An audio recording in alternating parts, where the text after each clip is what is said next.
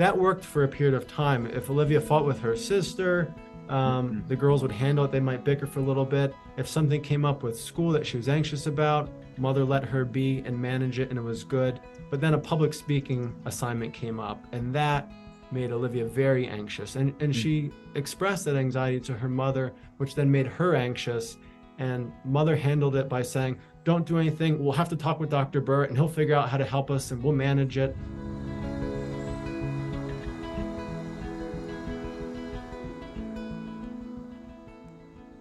Welcome to the A Different Kind of Psychiatry podcast, brought to you by the ACO. I'm Dr. Chris Burritt. Each month, we feature a patient interview, case presentation, or interview or discussion with one or more of our doctors who practice a different kind of psychiatry. We're interested in your questions and comments, and I would love to hear your feedback. Send an email to aco@orgonomy.org. The best way to help the American College of Orgonomy spread its knowledge is by letting others know about us. If you enjoy the podcast, we'd appreciate you leaving a rating and review. If you're interested in attending one of our webinar presentations, you can meet the doctors and join in on the discussion afterwards. If you're interested in training with the ACO, you can learn more about the medical orgone therapy or social orgonomy training programs. You can connect with us and learn more at orgonomy.org. The Journal of Orgonomy is now on Substack. Check out the link in the show notes to subscribe. Select articles from the journal will be available free of charge. This episode features the audio from one of our ACO case presentation series webinars. I tell Dr. Chastka about my patient Olivia, who was anxious and withdrawn and brought to me for treatment by her parents. The mother, Sabrina, was also very anxious, and through working with Olivia and Sabrina both, it became clear just how profound an effect she had on her daughter. Listen in to hear more about Olivia and Sabrina's struggles with anxiety and how they both made profound improvements in their lives.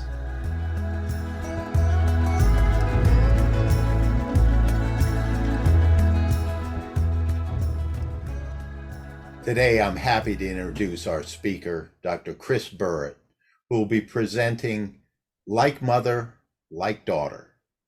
Welcome, Dr. Burritt. Thank you, Dr. Chastka. Dr. Burritt treats children, adolescents, couples, and families at his private psychiatric practice in Westchester, Pennsylvania. He's board certified in both child and adolescent psychiatry and general psychiatry.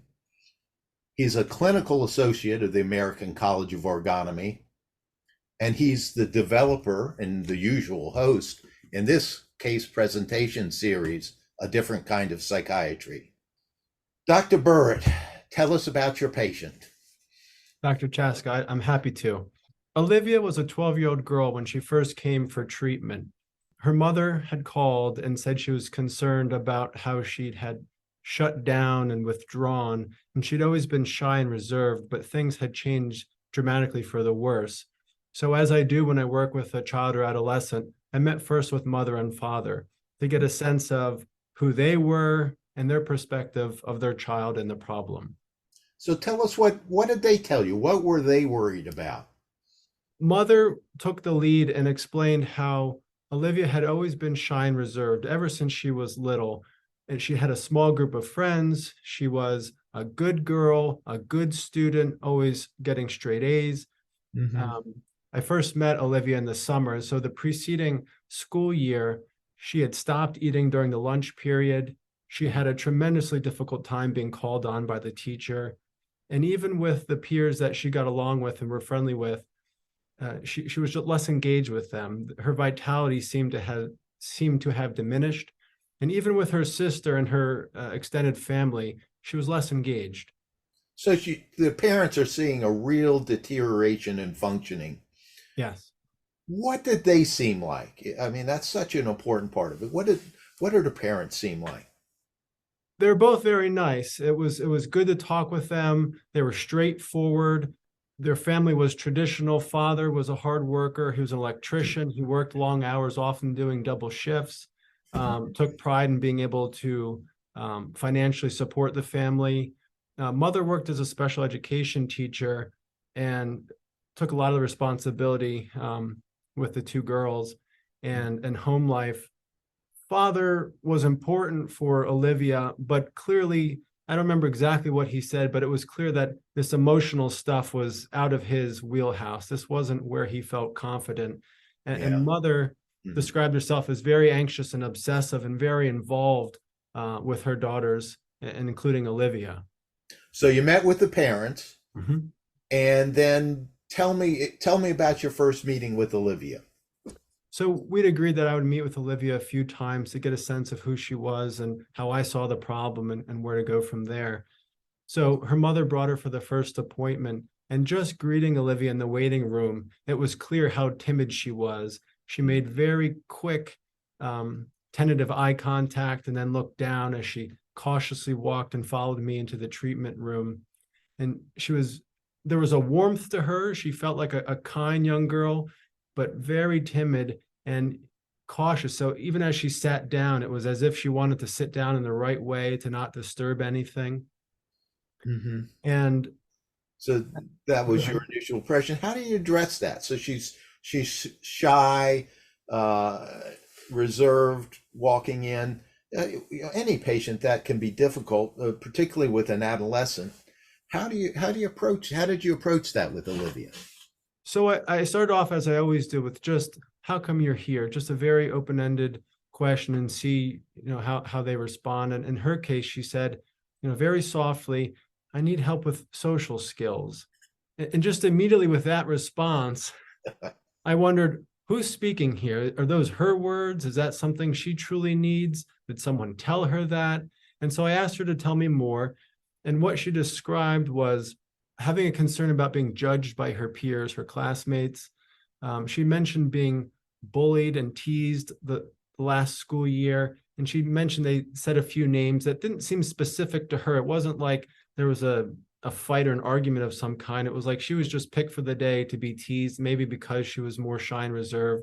It sounds like initially she was giving you this canned thing that she'd heard from somebody else, but you were able to get to her some genuine concerns with her. Yes. It's so important, because a lot of times with adolescents, they're there because their mother said so or their father said so, and they don't really want to be there. And it's important to know that. Yeah. Whose idea is it?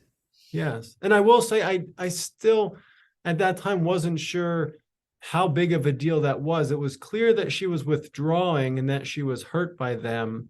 Did she want treatment? That's the thing. Her mother and her father realized she was in trouble. Correct. Do you think I wasn't so sure, so I was very cautious with her. I asked her questions to hear more about school, hear about her summer, since it was summertime and break had started. And I would ask a question here, I'd ask a question there. There would be maybe a 2-word response, 2-sentence response, and I don't know. There was a lot of I don't knows, and I wondered, did she truly not know? Was that a way of just not engaging with me? So Sounds like she was very cautious. inhibited about speaking up. Yes. Yeah. So that was the first problem you ran into, is that inhibition on speaking?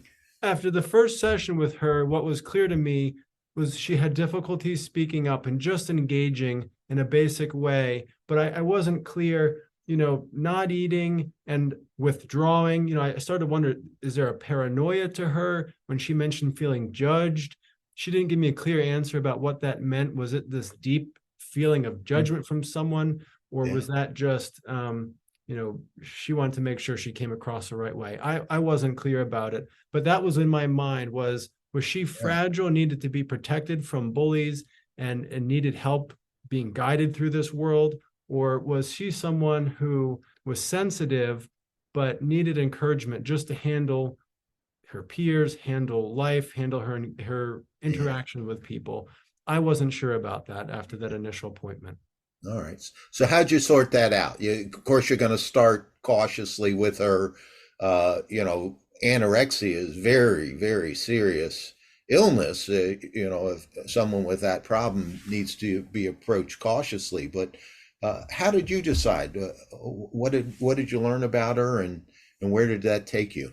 My initial assessment was I just needed to engage with her in any way that worked for her. I wasn't focused on the problems that mother and father had. I wasn't focused on even what she'd mentioned about being bullied by peers. just engaging with her. And this wasn't a trick to get her to open up. It was just engaging and making some kind of connection to see who she was and hear what she was about. And so in just asking questions and getting to know her, what I found was helpful to connect was there was a streaming show that she really enjoyed. If I remember, it was, I think, one of the Star Wars newer shows that came out at the time. And she loved the show. She watched it multiple times. She loved the different characters. There are websites dedicated to different aspects of the show that aren't even on the show. And there's forums and people have all kinds of ideas about it. And she loved to talk about that. She followed the actors and what they were doing on social media. And that was how we would connect. And so you connect with her on the surface, the interests, and that kind of thing, and she gets to see that you're not going to judge her or criticize her for her interests. Yes, and what she was doing in the summertime, if she liked to swim, she was interested in animals, hearing about her pets, just to connect to her on whatever level. And that was the level that we could connect on, that more superficial and what she enjoyed to do, not what bothered her. I would ask her a few questions about, was there something disruptive at home? And from session to session, just kind of, was there anything that was upsetting? And that wasn't where she was. That there was nothing. I don't know, nothing. I'm fine. Yeah. So just connecting that superficial level was helpful for us. Now, of course, you're watching for more than that. Did you get an idea? And you're at some point you're going to move to a deeper level with her. Did you get any clues about how to get past, well, of course it's important to make this superficial connection, but any clues about what was behind it, how to get to some of the deeper problems? So one thing I didn't mention was, when I first met her, what stood out was how unemotional her facial expression was. There was very little that she expressed. And I wondered what that was about. Was she deeply disconnected with how she felt? Was she just scared stiff? She just didn't express anything because there was this fear and inhibition that had taken over. She wasn't giving you anything. There was very little emotional expression for the first several sessions. But getting to hear her, it became clear that she probably wasn't paranoid. She was very inhibited and timid, but not disconnected. When I was in the room with her, it felt like there was an engagement, even on the superficial level. It didn't feel like she was off on another planet in some way, just very deeply disconnected from her own feelings and from the world around her. So that was very helpful, but I kept looking for it because I just wasn't clear how withdrawn she could become. But one of the sessions, I had her lie down on the treatment couch, and I asked her to do so, and just to take some deep breaths and look around the room. So this would give me a better understanding of just how emotionally she felt, how she connected with me, how she connected with just some basic exercises. Yeah, you can see a lot more when someone's lying on the couch. Dr. Folia talks about this all the time, and it was absolutely the case with Olivia. So I had her take some deep breaths. I had her look around the room. I had her kick her legs a little bit. And I just asked how she felt. How did she feel about doing these exercises? And she said, I feel calm. And her face was expressionless still. And I had the distinct impression that she was telling me what I wanted to hear, that, here's a psychiatrist having you do these things on a treatment couch. Oh, it's so calming. Yeah. Oh, yeah. Then I just had her take some more deep breaths, and I had a distinct impression that she showed a little bit of sadness, just a little bit in her eyes and with her facial expression. And just to have a sense of, was she aware of that? Was she connected with that feeling? I just said, Olivia, do you feel sad? And she looked at me like I had two heads, like, what is this guy talking about? She wasn't ready to go there yet. Immediately after, her breathing became more shallow, and her body became stiff. And that to me was, again, a clear sign that we were at a superficial level. She was not going to be connected with me on a deeper emotional level, or even expressing or showing any kind of sadness. So she's masking her face. She's holding her breath. did you see any other issues? You mentioned sounds like she was very inhibited about speaking up as well, at least as So, speaking her own opinions. so how I handled understanding and treating that was at the next session, I felt clear that the couch was a lot for her, but I still asked her, Olivia, would you like to lie down and take deep breaths? She gestured with her head. So I asked her to tell me. She said no. And I said, okay. And we did our typical routine of just asking her what's going on, hearing about the TV show, hearing about her pets. And then the next session, Olivia, would you like to lie down on the couch and take some deep breaths? No. So you turned an overreach into an asset by allowing her to say no, which was probably Yes. what she really needed to do first. And it was wonderful. And I found out from Mother, who I'm working with while I'm working with Olivia, which I'll tell you about, that Mother had always been panicked about how Olivia is a good girl and she worried about her going along with the crowd. So to hear Olivia tell her mother, Dr. Burritt asked if I wanted to lie down on the couch and I didn't do it, that lit up her mother. Her mother was so proud of her for, Oh, hey, that's you're not just great. going to go do what someone asks you to do without voicing your own feelings about it. Step forward for mom too, not to say, oh, you got to do what Dr. Burritt says. Exactly. It was wonderful. Yeah. So What about her eyes? What were her eyes like? anxious. That Mhm. was the one spot where she showed any kind of feeling, and she looked afraid often. So was she in touch with that? She wasn't in touch with the sadness when it came up. Was she aware of the fear in her eyes? I didn't ask her. I had the sense that wouldn't have been Had been helpful. so no, she probably at least it was too deep to go. Correct. All right. So I want to tell you about working with Mother, because the other aspect of meeting first with Mother and Father is to get them to understand how important it is that I work with parents when I'm working with a child or a teenager. And Now, so at this point, are you telling the parents, I'm working with you to help your child? You're yes, not a formal therapy with the parent. correct. So initially our plan was that I'd work with Olivia one-on-one, and then I'd meet with the parents, or largely Mother, either every other session or for part of the session, to be engaged about what was going on, their sense of how they saw things, and just how they're dealing with it, to help them deal with the aspects of school or home. And what became very clear initially was how involved Mother was. And I'll give you an example of what she told me.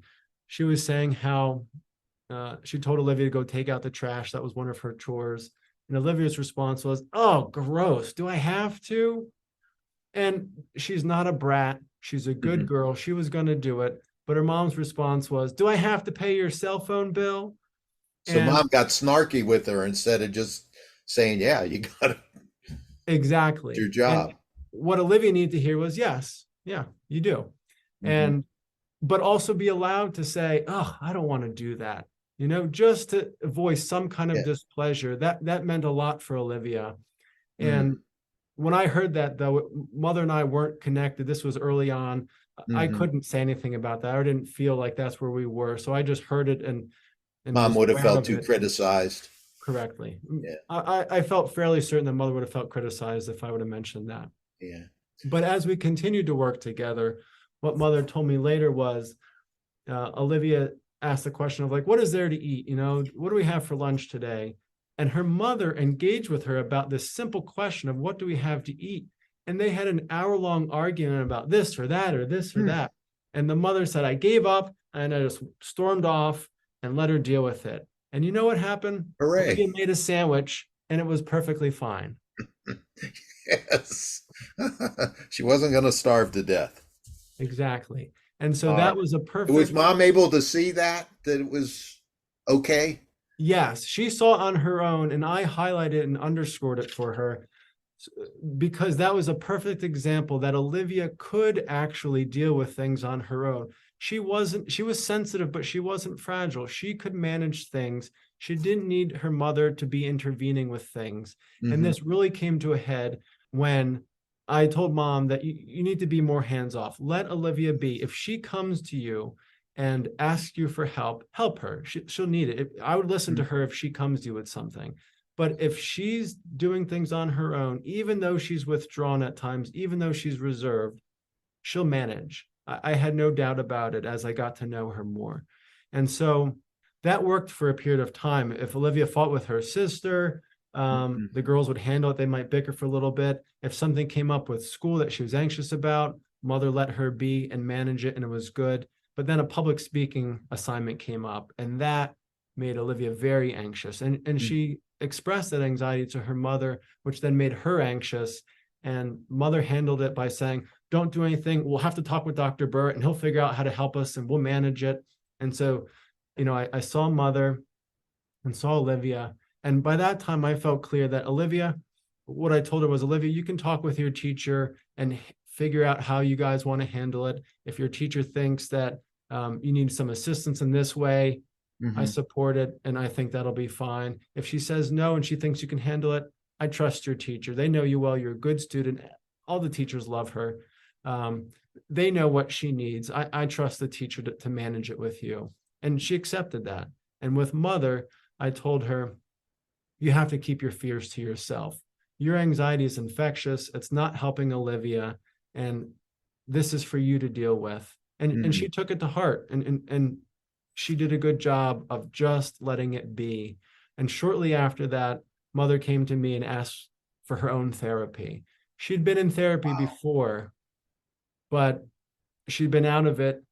She'd used medicine in the past, but our interactions, our work together and working with Olivia, she was starting to see just how much she affected her daughter, how much her own anxiety, how much she was involved.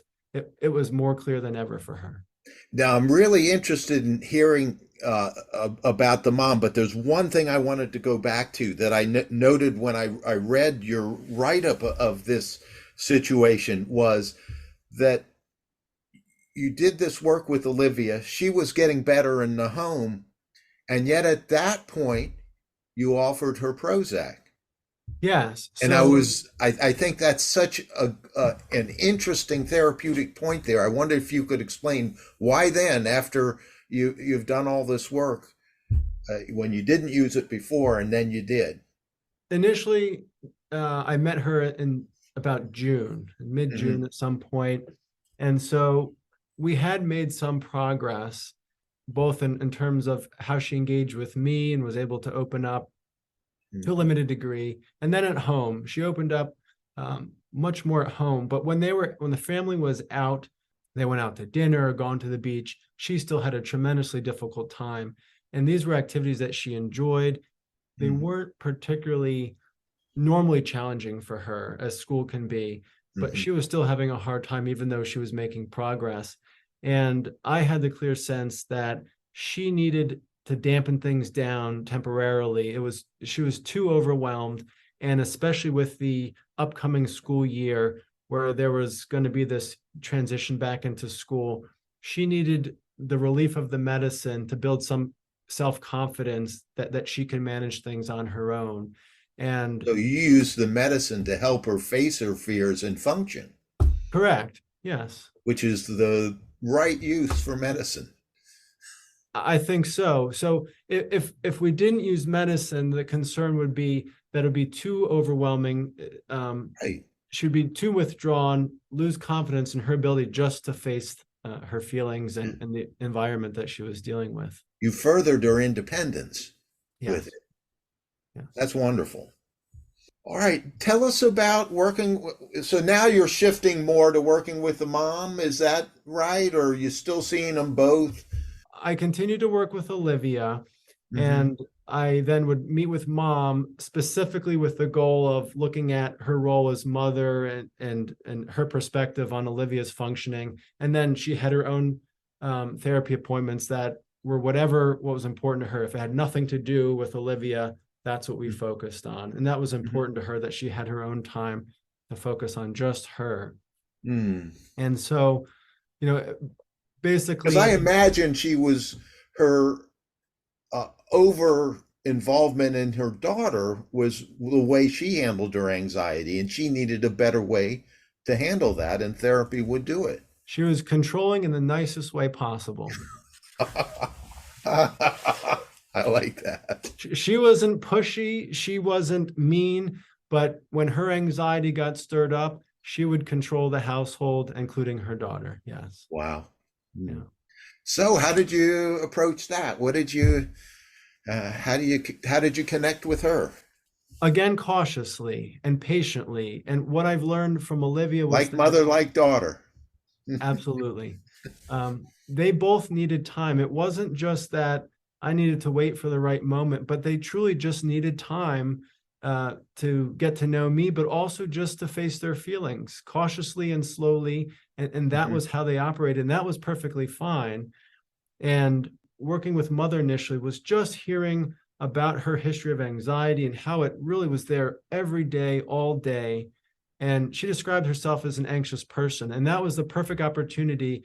There's a lot of important principles in medical orgone therapy that are worth being explicit with the patient. And one that I almost always talk about directly is anxiety is the feeling one has when an impulse is blocked. And that's so helpful for someone who calls himself an anxious person, because what that says to me is you have all kinds of feelings and impulses. It's not just anxiety, but typically she was only connected with the anxiety.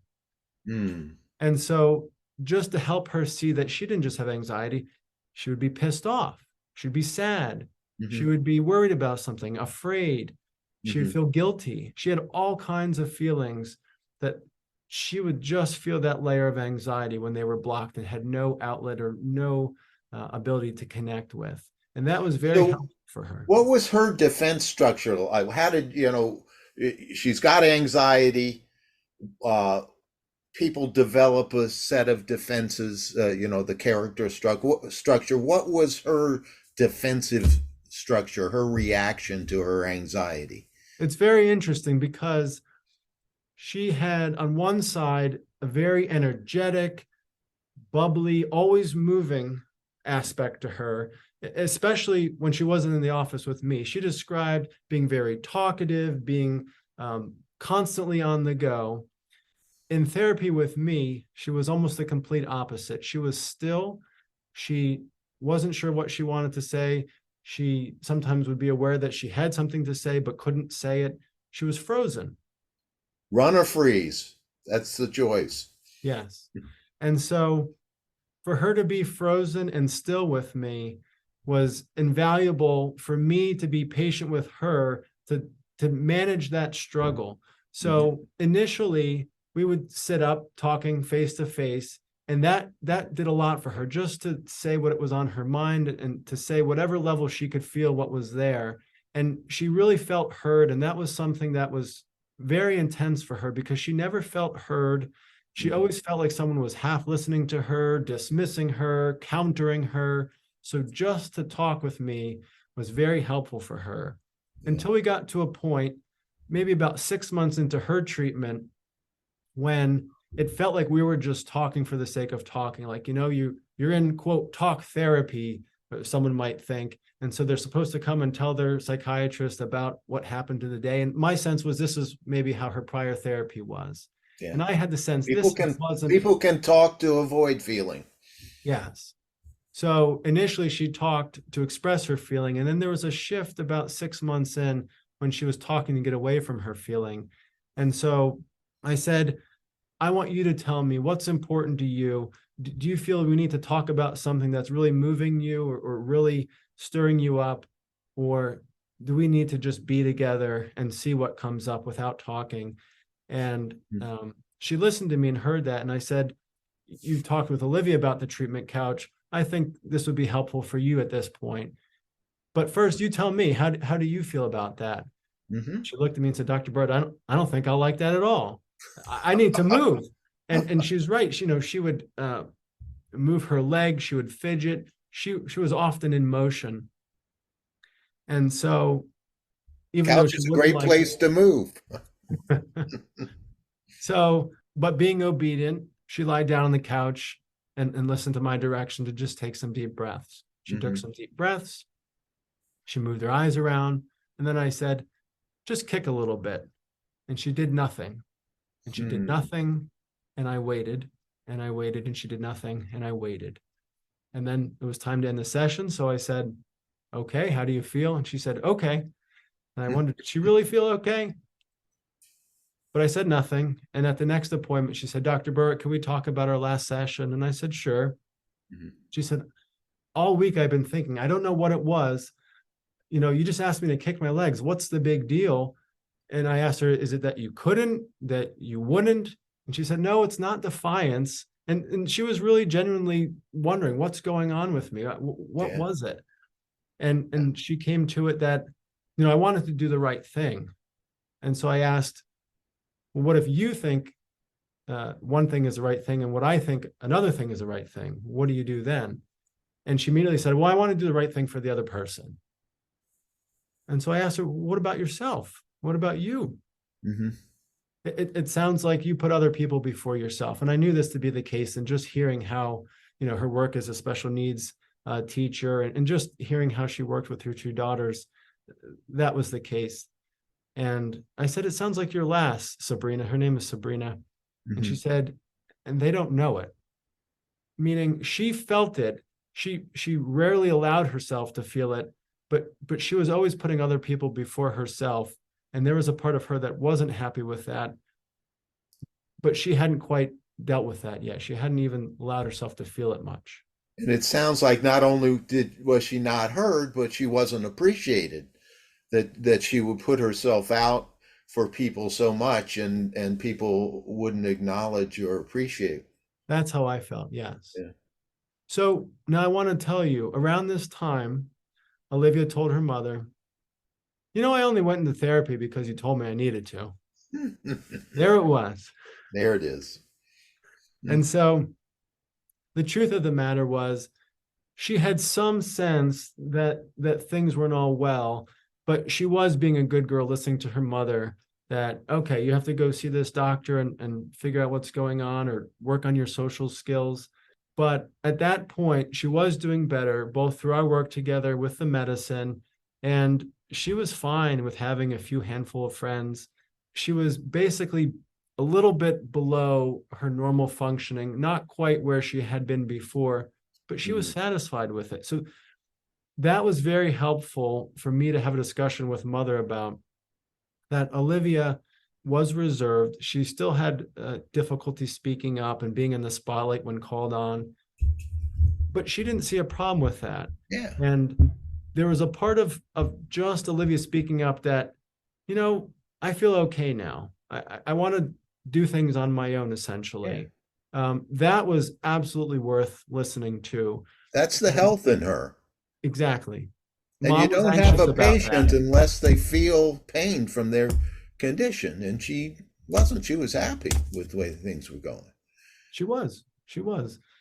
Partly through Mom's work to stay out of things. I think that allowed Olivia to have some sense of independence and feel some of her own nature that just said, go this way.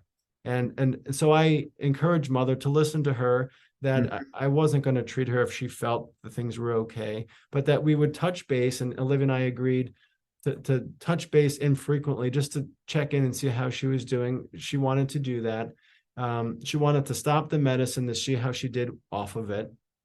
And what turned out of that was she stopped the medicine, felt a little bit worse, wanted to resume the medicine, and then continue on it for a little bit before she finally said, I can do it on my own. I want to be off the medicine. And we agreed to meet, like 3 months later, rather than, we've been meeting twice monthly initially. And I was so proud of Olivia for handling things on her own, knowing that she could speak up to her mother if she had a problem. She could always have her mother call me if something came up. But I was proud of her for just facing things on her own. She was engaging with you at the level of what she wanted. She wasn't being forced into it, and she was happy with where she was, more or less. And that leaves the door open at some point. If she starts to feel pain again from any of these things, the fear of speaking up or uh, any of these other things, she can always come back. Yes. And I had no doubts about it whatsoever, not just because of Olivia's increased functioning and some of her drive and independence, but because mother, as difficult as it was, she was earnestly working in her therapy. And because of how profound of an effect she had on her daughter, the more she continued to work in her own therapy, it only allowed Olivia to bloom even more. And it's been so wonderful to watch. But even at that early stage, her mother just stepping back and letting Olivia be had been so helpful, to the point that when Olivia decided to go out on her own, and I would check in with her every so often, mother and my work together had, say, over a period of a year, there's maybe 2 times we actually talked about Olivia. That's good. It wasn't about a direct conflict with them. It wasn't something that Yes. needed to be addressed. But mother seeing her emotional problems and just facing them and dealing with them withdrew any energy she needed to expend on being involved or controlling or doing anything with anybody else, let alone her daughter Olivia. And so just removing that block allowed Olivia to keep going forward. She started dealing with her own life, and she didn't have to, control Olivia. Yes. What, anything that you can share? What came up? What kind of, any issues that came out with her? Did you work on any character issues or physical issues or social issues? The way I would describe, especially the first year, was just patiently allowing her to be in the room with me, to have feelings come up, feel the restraint of wanting to speak up about something, but feeling inhibited and not pushing it at all. And it was so clear to me that that's what she needed, that I could overcome my own tendency to want to do something. I mean, to give you a small example of me, my wife and I are in the car. Do we go left or right? Oh, let's check the directions. I say, let's go left and see what happens. There's a part of me that likes to be moving and likes to do things. And because we had such a good connection, Sabrina and I, and because I knew that she needed it, it actually wasn't difficult for me just to patiently sit with her. I mean, there would be times when 20 minutes would go by and she would be lying there and I could feel engaged with her. I could feel that she was struggling with this inhibition, speak up, don't speak up. You felt the contact with her. And I could just be there with her and say nothing. And I'll bet she felt listened to and heard. Absolutely. We were engaged even though no one was saying anything. And that was very helpful for her. And often what would happen could we talk about our last session, Dr. Burritt? Sure. And she would tell me about her struggle. It would be too much if I were to try to press her into saying, what are you struggling with right now? While she's lying down on the couch and just breathing and I'm sitting there for 20 minutes, it would be too much. So I had to let her just patiently work through it and then bring it to me the next session. And that's what worked for her. And I had no doubt it was working for her because she was feeling better. She was much less anxious from day to day. And there was ebbs and flows. She would, something would come up and the anxiety would spike. But overall, over this trajectory of the first year, she just was feeling better. She was less involved with her daughter's life. Just her functioning from day to day was better. And what came out was she did have other feelings. She was feeling much less anxious, but she was aware of just a sadness that was there, sometimes every day, sometimes not. And just allowing that to be there and her to work through that was very helpful for her. She started to feel. Yes. It wasn't just anxiety. She would get frustrated. She would feel sad. She'd feel guilty, feeling guilty just about the fact that she had needs that came in conflict with someone else. Was she able to learn to stand up more for her own needs? Did she make any progress in that? She was. Often that came up between us. And often what would happen was she'd be able to speak up more with me. And then maybe a few weeks, a few months later, she was able to do that in her personal life with her husband, with her brother, coworker. But there was this one time that really stood out to me. She told me as she was lying there on the couch, there's something I really want to say, but I can't say it. And and she felt frustrated. She said, I just feel so frustrated because I want to say it, but I can't say it. And I could just feel the tension within her. And what stood out to me was she almost had this kind of resting, pleasant smile, as she's telling me how frustrated she is, as I can feel the tension. She looks calm and pleasant. And with a plan to help her connect with the fact that she wasn't showing that frustration, I could feel it, but there was no expression. I said, Sabrina, you don't look frustrated. And she paused, and I felt connected one moment. The next moment, I did not feel connected to her. She said, Ooh, how boy. should I look? And there was this edge to it that on one hand, it was one of those dynamic interactions that in therapy where I realized what I'd done. I'd made a mistake, but it also was a wonderful mistake that I'd made that allowed her to voice her frustration with me. And I said to Sabrina, I realized that just shut you down. I was thinking that this was going to happen, or this is what I was intending. And, I blew it. I wasn't aware of where we were right then. I'm sorry. And she didn't look at me. And I said, Sabrina, can you look at me for a moment? And she cautiously looked at me, and I said, I'm sorry, I screwed up. And she didn't respond. But as she did, the next session, she said, can we talk about our last session? She said, I've been feeling really connected. I've been feeling this intense feeling. Everyone always tells me I'm too sensitive. You're too sensitive. You're worried too much about this. But no one has ever apologized for being insensitive. Nobody. And wow. In that moment, I wasn't connected with her, and I was insensitive. And my comment just served to shut her down. And luckily, I realized it and was able to apologize. And it was this important moment for her and for me that we could connect over that mistake. Yeah, it allowed her to open up. For her, who also is a good girl, to speak up and say that to me was wonderful. That was big. That was big. So you mentioned the father. It seems I feel like I've lost track of him. Was he a factor in his daughter's therapy or after that? Not directly with Olivia. He was important to her, and he played. And one thing that was wonderful to see as Olivia progressed and hearing from Mother, she had this fun, impish side. Her, kind of mildly breaking the rule part. Any part of her that wasn't the good girl came out in this fun, impish side. And her father very much had a side like that they would play with each other, tease each other in a way that wasn't mean, but in a way that connected them.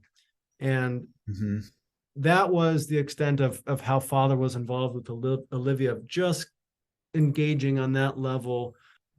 And in Mother's therapy, he plays a role, but not so much initially. We're just getting to that.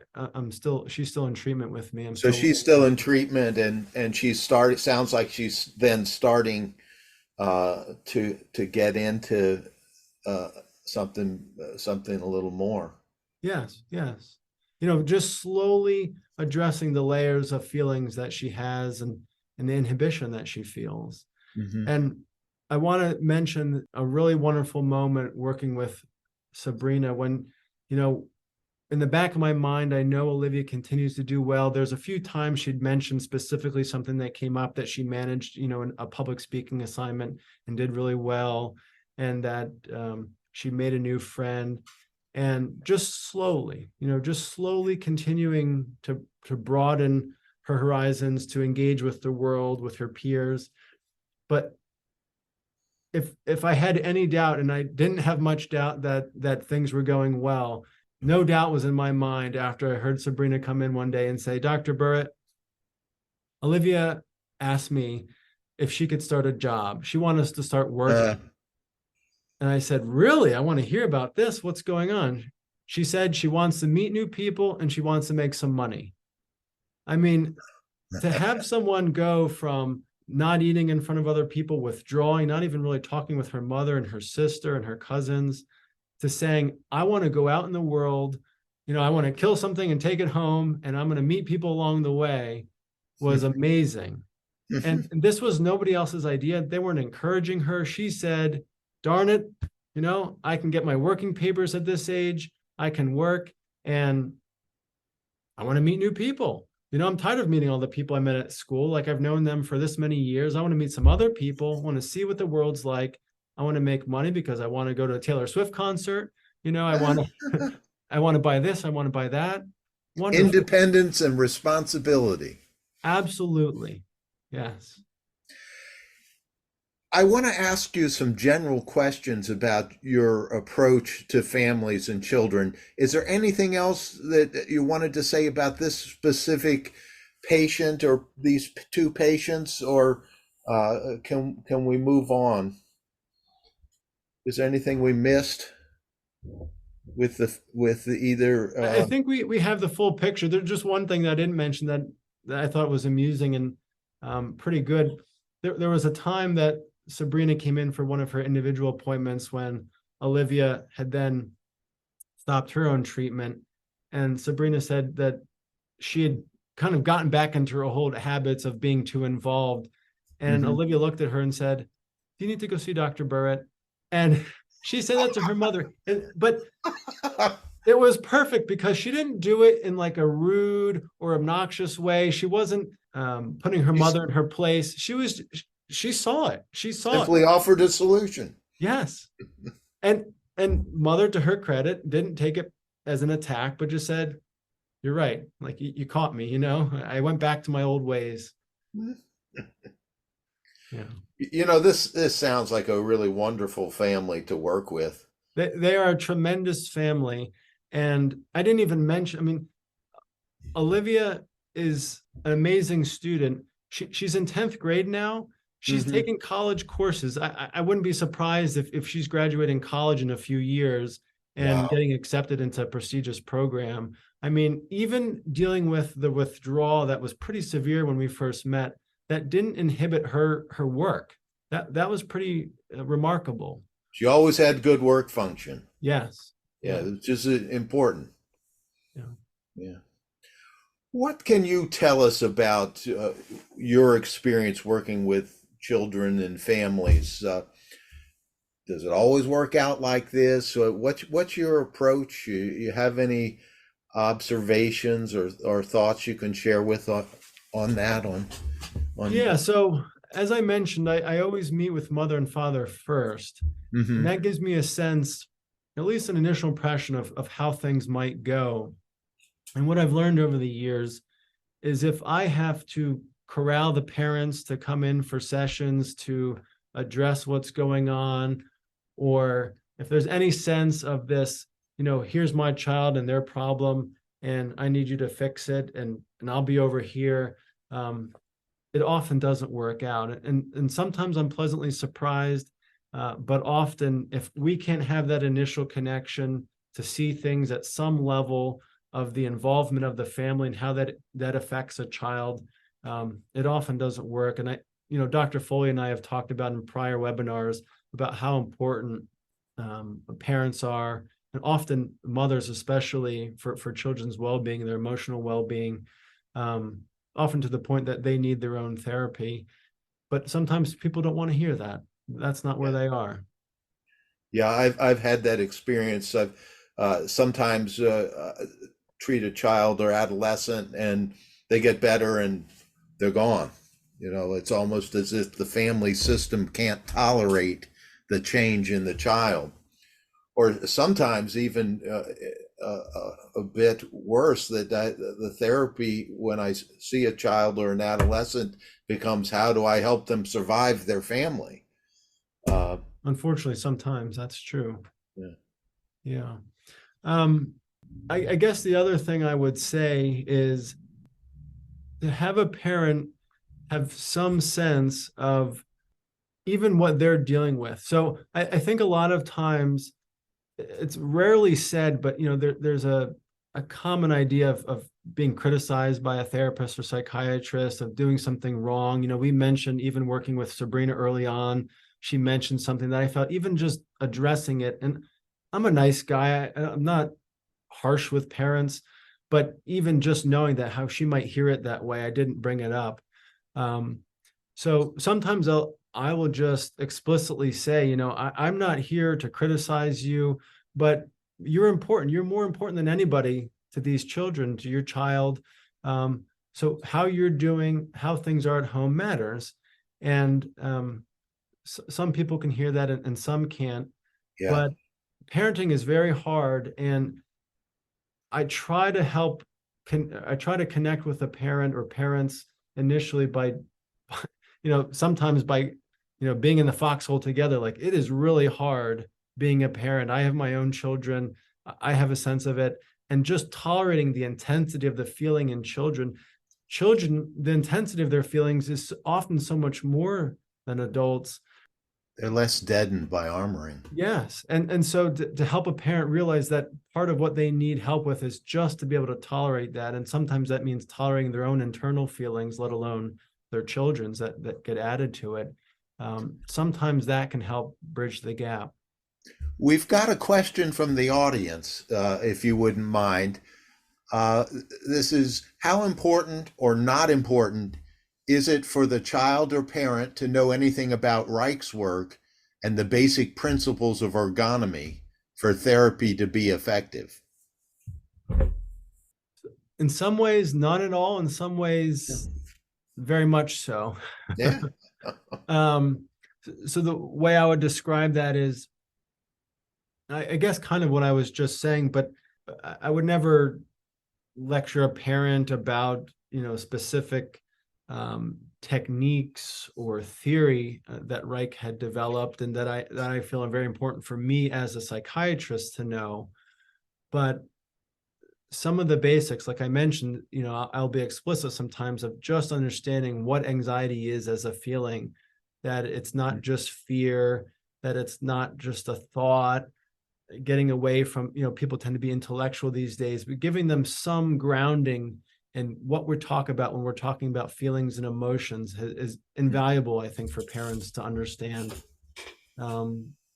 Spontaneity. Yes, you don't want to get heady.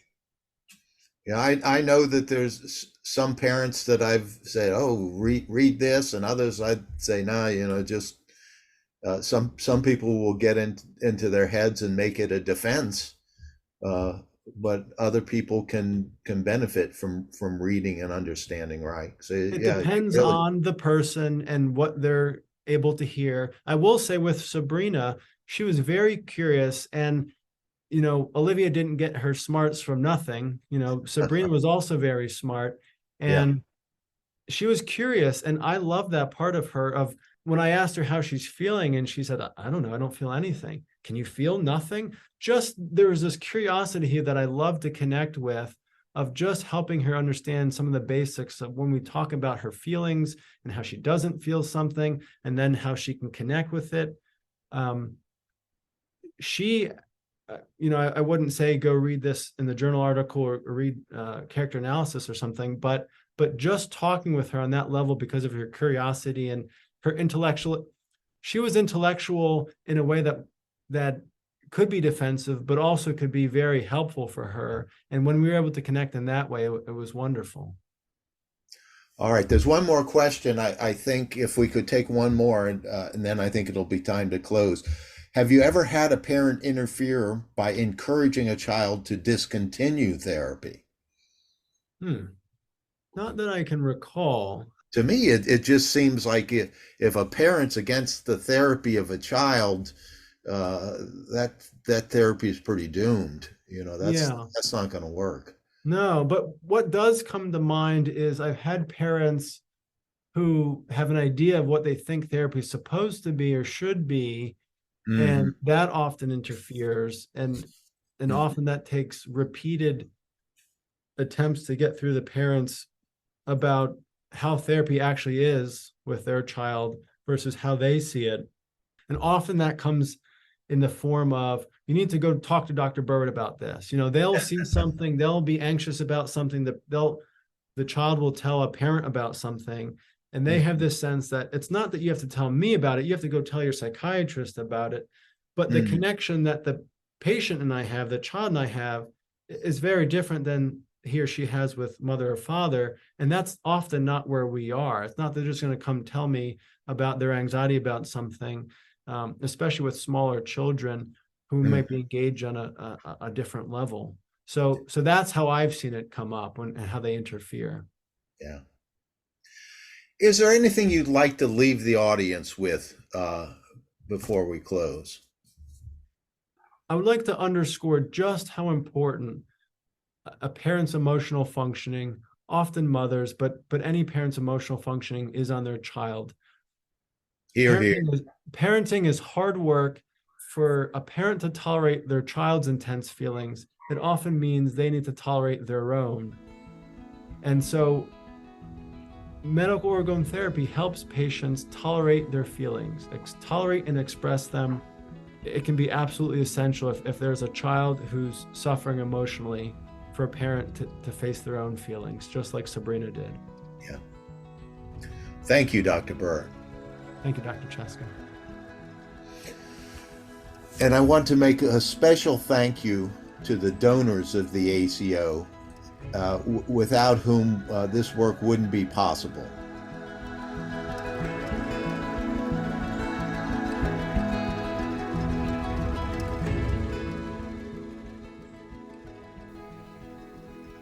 How do you feel after listening to Olivia and Sabrina's story? What do you think? I continue to be impressed with Sabrina's courage as she continues in treatment, now addressing deeper parts of her emotional life. She and her children, including Olivia, are doing better than ever. The best way to help the ACO spread its knowledge is by letting others know about us. I hope you share this podcast with your friends and family and let them know about our work. You can connect with us at orgonomy.org. I'm Dr. Chris Burritt. Thank you for listening to the A Different Kind of Psychiatry podcast, brought to you by the ACO. Since 1968, the psychiatrists affiliated with the American College of Orgonomy have been helping patients discover greater satisfaction, health, and overall well-being in their lives.